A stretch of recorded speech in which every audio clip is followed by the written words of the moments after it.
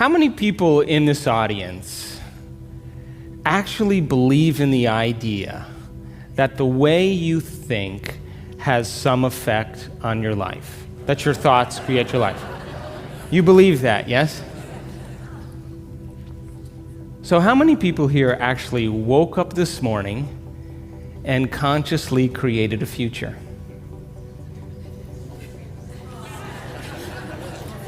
You know, the biggest reason why people don't do it is because you don't really believe it's true. You see, if you knew on a gut level that it was absolutely true, would you ever miss a day? Come on. And would you ever let any thought slip by your awareness that you didn't want to experience? So your brain, according to neuroscience, is organized to reflect everything you know in your life. Your brain is a record of your environment. It's a record, an artifact of your past. So if you believe this, then does your environment control your thinking, or does your thinking control your environment? So if you wake up in the morning and you get out of bed on the same exact side as you did the day before, you shut the alarm clock off with the same finger, you slip into your favorite slippers, you shuffle into the bathroom and you use the toilet like you always do, then you walk over to the mirror and you look at yourself to remember who you are. Then you get into the shower and you wash yourself in the same routine way. Then you groom yourself to look like everybody expects you to look. Then you go downstairs and you drink coffee out of your favorite mug. Then you drive to work the same way as you did the day before. You see the same people that push the same emotional buttons. You do the exact thing that you know how to do and you memorize and can do so well that you're an expert at.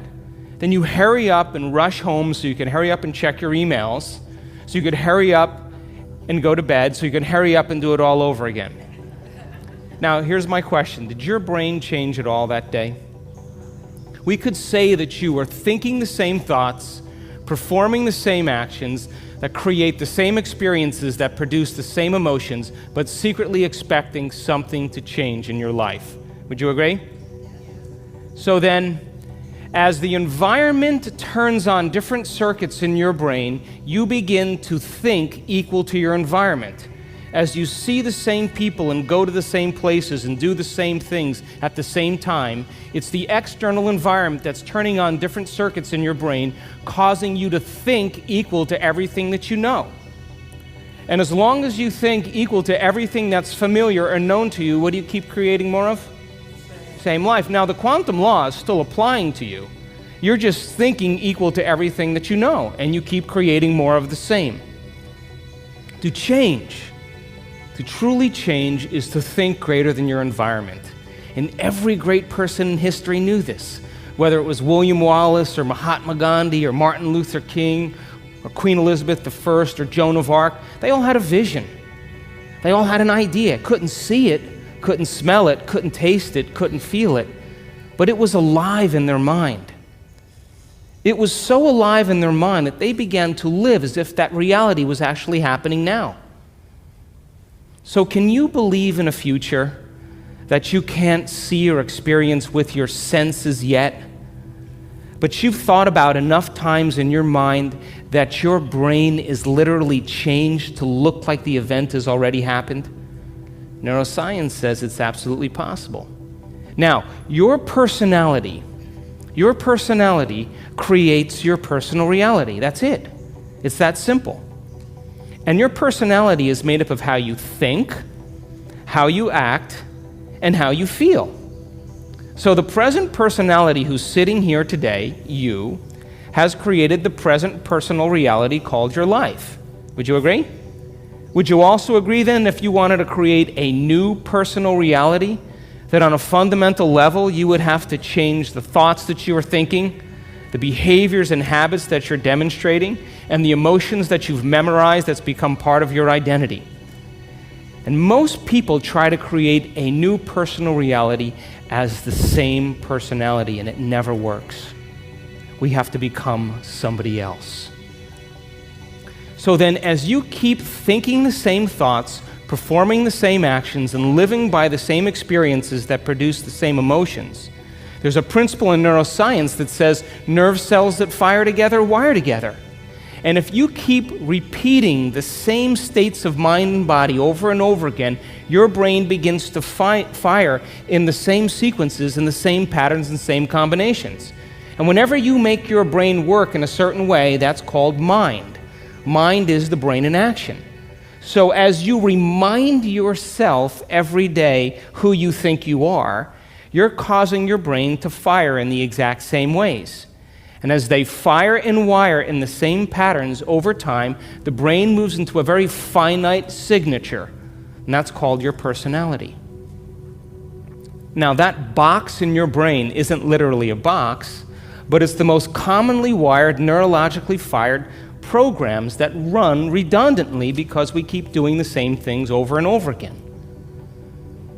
To change your mind, then, is to make the brain work in new sequences and new patterns and new combinations, to begin to make the brain work differently. And the one ingredient that allows us to do that is knowledge or information. Because every time you learn something new, you make a new connection in your brain. That's what learning is. Learning is forging new connections. Remembering is maintaining or sustaining those connections. So now, every time you have a thought, you make a chemical. And if you have a great thought, or an unlimited thought, or a joyful thought, you turn on a set of circuits in your brain that fires in a very specific sequence, pattern, and combination that produces a level of mind that turns on another part of the brain that makes a chemical for you to begin to feel exactly the way you were just thinking, great or unlimited or joyful.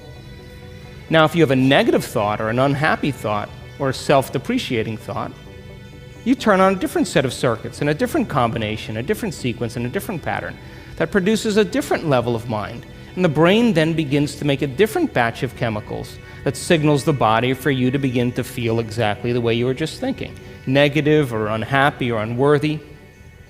So the moment you begin to feel the way you think, because the brain is in constant communication with your body, you begin to think the way you feel, which makes more chemicals for you to feel the way you think, and then you think the way you feel, and then you feel the way you think, and then you think the way you feel. And some people do this for 20 or 30 or 40 years.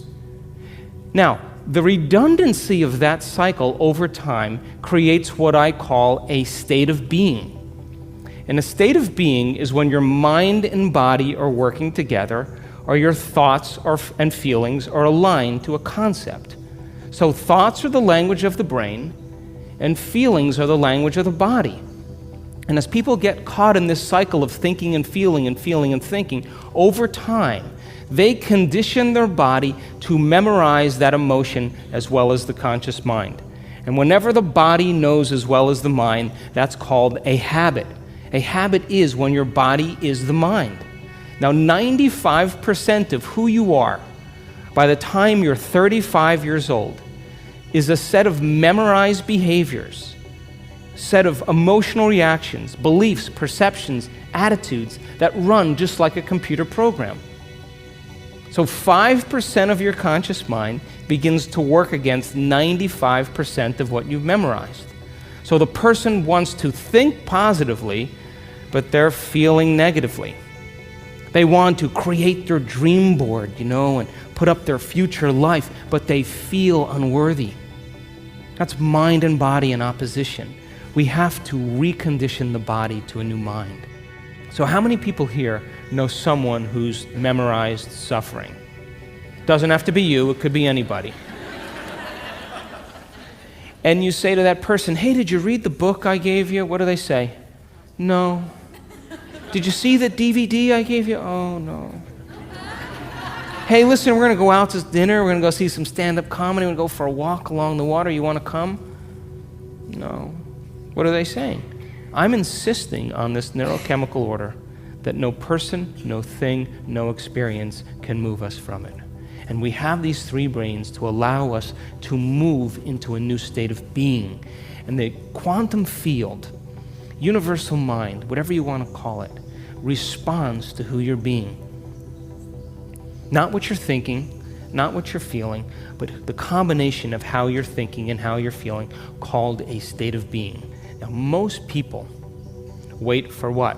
Crisis or trauma or disease or loss or diagnosis to really want to change. They wait to the point where the ego is brought to such a low level that they cannot go on business as usual any longer. That's when we begin to look at how we're thinking or what we believe or how we act or our attitude or what emotions we're living by. And my message is, why wait? We can learn and change in a state of pain and suffering, which tends to be the human model, or we can learn and change in a state of joy and inspiration. Now, you want to learn the hardest part about all of this? You ready? The hardest part of all of this,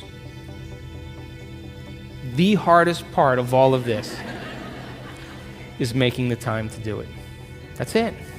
That's it. Making time for your precious self.